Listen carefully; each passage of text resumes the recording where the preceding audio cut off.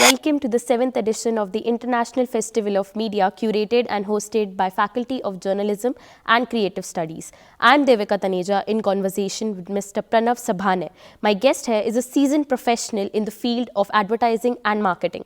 We welcome you here, sir. So, sir, you have worked at one of the biggest giants out there of the media industry. How do you believe that AI is evolving through the years, and what is happening because of AI?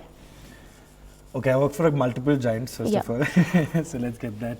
I think it's a two-part question. First is, how has AI evolved? And what was the second part? That you have worked with these agencies. So specifically there, how have you seen the evolution? Cool. So I think, like I mentioned earlier, I think AI has evolved in the last couple of years. They've gone from it just being very singular use to having multi-dimensions to it.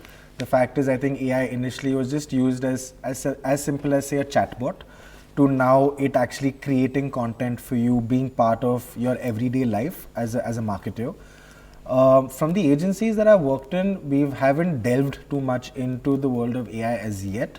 But I do know that in FCB, for example, there is something that we're exploring with our main portfolio of clients, which happens to be Mahindra and Max Life Insurance. So there are strides that are being made by the agency in this field. However, there isn't anything that I've personally worked on.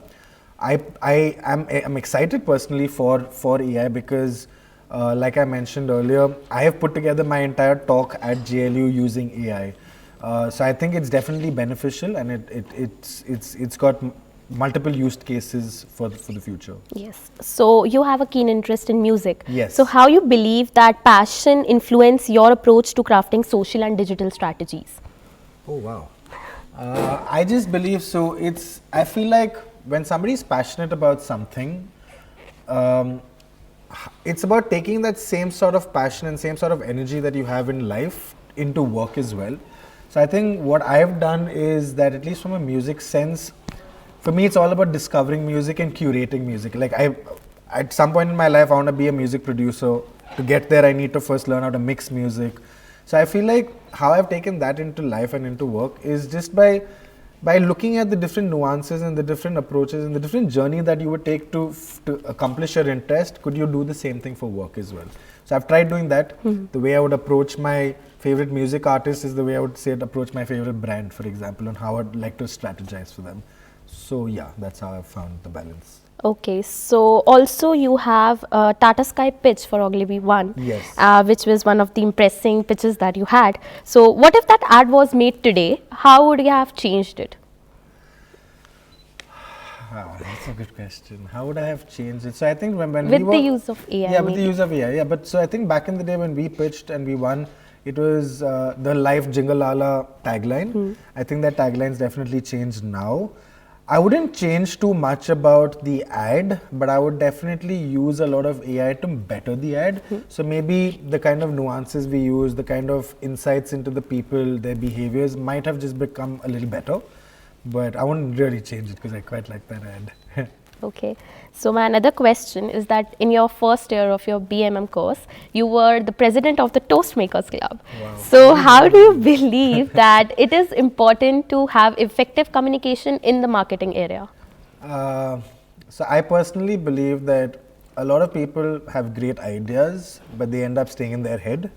A lot of times, if you're not able to convince the person that what you're saying really matters, then half of your battle, then you've got an uphill battle. So I feel like for me, Toastmasters was great because it's a public speaking course, and ultimately the job of a marketer is to sell.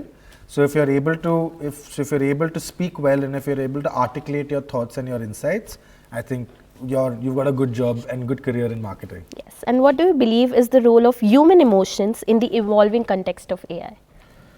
Okay, so AI up until now has been very non-human-like in the sense that it's very machine. It's a use of a machine. It's machine learning. It speaks like a machine.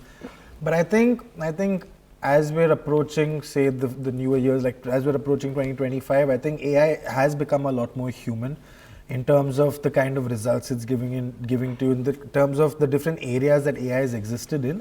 It's definitely become a lot more human. It's not just transactional anymore. It's a two-way conversation.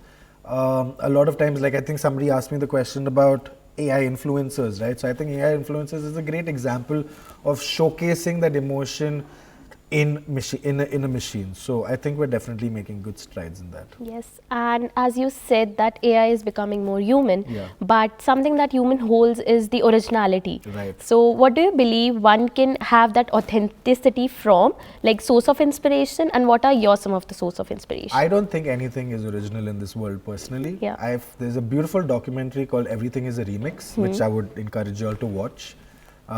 It's a beautiful example. So it's a 1 hour documentary which talks about it's a framework for success, and it just talks about how every creative piece of work, idea, monument, sculpture, painting, anything has actually been a remix of something else.